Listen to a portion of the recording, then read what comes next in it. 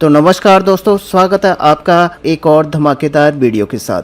तो दोस्तों आज हम बात करेंगे भारत के सबसे महत्वाकांक्षी फाइटर जेट प्रोजेक्ट AMCA यानी कि एडवांस मीडियम कॉम्बैट एयरक्राफ्ट के बारे में। खबरें आ रही हैं कि अमेरिका ने 110 किलोन्यूटन थ्रस्ट वाला इंजन ऑफर किया है और सवाल उठ रहा है कि क्या AMCA MK2 में अब भी GF414 इंजन लगेगा या फिर कोई नया थ्रस्ट वाला इंजन लगाया जाएगा। हम आपको इसकी ताज़ा अपडेट देंगे और इंजन की रेस में कौन आखिरकार आगे है और भारत के लिए इसका क्या मतलब है, सब डिटेल्स में आपको बताएंगे। तो बिना टाइम वेस्ट किए आइए शुरू करते हैं। इससे पहले समझते हैं कि AMCA MK2 क्या है और इसे किस इंजन की जरूरत है। AMCA भारत का 5th generation stealth fighter jet है जिसे इंडियन एयरफोर्स और नेवी के लिए डिजाइन किया जा रहा है। इसका MK1 वेरिएंट GF414 इंजन से पावर होगा और 98 किलोन्यूटन थ्रस्ट देता है, लेकिन MK2 वेरिएंट में हमें सुपर क्रूज यानी कि बिना आफ्टर बर्नर के सुपरसोनिक स्पीड और ज्यादा पावर चाहिए। इसके लिए 110 किलोन्यूटन या उससे ज्यादा थ्रस्ट वाला इंजन चाहिए होगा और अब तक की खबरों के मुताबिक AMCA MK1 के 40 जेट्स GF414 INS-6 से चलेंगे जिसकी डिलीवरी HAL और G मिलकर करेंगे, लेकिन MK2 के लिए भारत कुछ बड़ा चाहता है। DRDO और ADA ने साफ कहा है कि वो एक नया इंडिजिनस इंजन चाहते हैं जो अगले 40-50 साल तक काम करे और इसके लिए अमेरिका, फ्रांस और UK के ऑफर्स आ रहे हैं। तो अब सवाल ये उठता है, क्या US का 110 kilonewton offer AMCA Mark II का गेम चेंजर बना सकता है? तो अब आपको यहाँ पर बता दें कि US के 110 किलोन्यूटन ऑफर की फरवरी 2025 में एरो इंडिया शो में G एरोस्पेस ने भारत को एक अपग्रेडेड F414 वेरिएंट ऑफर किया था। यह है F414 EPE enhanced performance engine जो 116 किलोन्यूटन तक की थ्रस्ट को जनरेट करने में सक्षम है और खास बात यह है कि इसका साइज मौजूदा F414 इंजन जितना ही है, यानी कि AMCA MK2 में इसे लगाने के लिए बड़े डिजाइन चेंजेस की जरूरत नहीं पड़ेगी। और GE का यहाँ पर साफ कहना है कि वो भारत के GTRE यानी गैस टरबाइन रिसर्च एस्टेब्लिशमेंट के साथ मिलकर इसे डेवलप कर सकता है, लेकिन यहाँ ट्विस्ट ये है कि US से 80% तक टेक्नोलॉजी ट्रांसफर यानी कि TOT की बात हुई है और यहाँ पर F414 के लिए अब कोर टेक्नोलॉजी और IPR इंटेलेक्चुअल प्रॉपर्टी राइट्स पूरा शेयर करने पे पेच फंसा हुआ है। भारत चाहता है कि AMCA Mark II का इंजन फ्यूचर प्रूफ हो और इसके लिए वो 100% TOT और लोकल कंट्रोल की मांग कर रहा है। तो क्या है ये 110 किलोन्यूटन ऑफर और F414 का अपग्रेडेड या कुछ नया इसमें अभी बाकी है? अभी ये पूरी तरह से साफ नहीं है, लेकिन G की पिच मजबूत है और उसी के चलते अब कंपटीशन की बातें अगर यहाँ पर की जाए तो फ्रांस की सैफ्रॉन ने भी AMCA Mark II के लिए 110 किलोन्यूटन का इंजन ऑफर किया है जो जुलाई 2023 में भारत फ्रांस डील के तहत सैफ्रॉन और DRDO ने एक रोड मैप बनाया था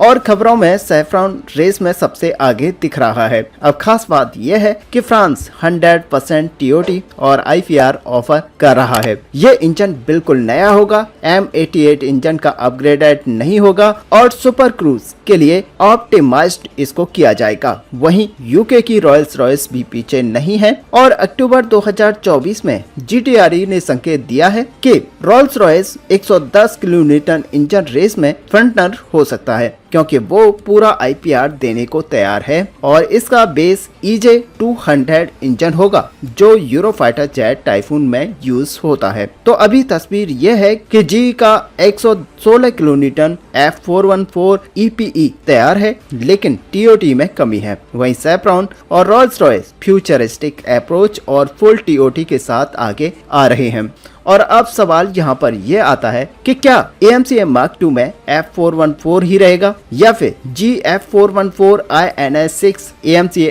Mk1 के लिए लॉक है। AMCA Mk2 के लिए G का 116 किलोन्यूटन F414 EPE एक ऑप्शन हो सकता है। खासकर भारत को जल्दी प्रोडक्शन अगर शुरू करना है तो यह ऑप्शन बेटर हो सकता है, लेकिन एक्सपर्ट्स कहते हैं कि 116 किलोन्यूटन भी Mk2 की पूरी पोटेंशियल जैसे सुपर क्रूज और लो थर्मल सिग्नेचर को अनलॉक नहीं करेगा। इसके लिए 120 किलोन्यूटन से 130 किलोन्यूटन की रेंज का इंजन चाहिए, जो जी अभी तक ऑफर नहीं कर रहा है। वहीं DRDO चीफ ने हाल ही में कहा है कि वो पुराने 4th जनरेशन इंजन का अपग्रेड नहीं करना चाहते और बल्कि 6th जनरेशन टेक्नोलॉजी वाला नया इंजन यहाँ पर चाहते हैं। तो F414 Mk2 के लिए शायद सिर्फ अंतरिम ऑप्शन हो जब तक सेफ्रॉन या रॉयल्स रॉयस का इंजन तैयार न हो जाए। तो दोस्तों, ये इंजन रेस भारत के लिए क्या मायने रखती है? अगर यूएस का 110 किलोन्यूटन ऑफर यानी कि F414 EPE फाइनल होता है तो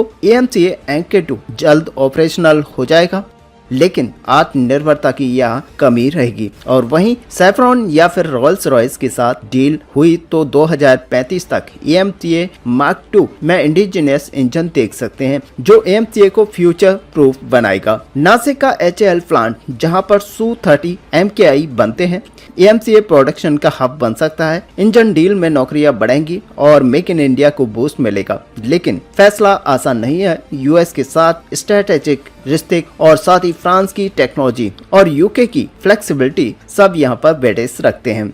और यहाँ पर देखा जाए तो भारत को अब एक ऐसे इंजन की जरूरत है जो कि भारत के AMCA Mark II को यहाँ पर फॉरवर्ड कर पाए और एक ऐसी फॉरवर्ड जनरेशन करके दे पाए जो कि भारत के इस 5th जनरेशन फाइटर जेट को 5th जनरेशन ही नहीं बल्कि 5.5 जनरेशन या फिर ऐसे कहें कि इसको 6th जनरेशन तक ले जाने में कैपेबल हो। और इसी के लिए भारत अभी भी 3 कंपनियों में से किसी एक को चूज करना चाहता है, जो कि अभी भी अमेरिका की जी कंपनी यहाँ पर हो सकती है या फिर यूके की रॉयल्स रॉयस हो सकती है और या फिर हमारा सबसे अच्छा मित्र फ्रांस, जिसकी सैफ्रॉन कंपनी इसमें पार्टिसिपेट कर सकती है। और जो ज्यादा यहाँ पर नंबर्स बनते हैं वो यहाँ पर सैफ्रॉन कंपनी के बनते हैं, क्योंकि सैफ्रॉन कंपनी अभी भी सबसे आगे है।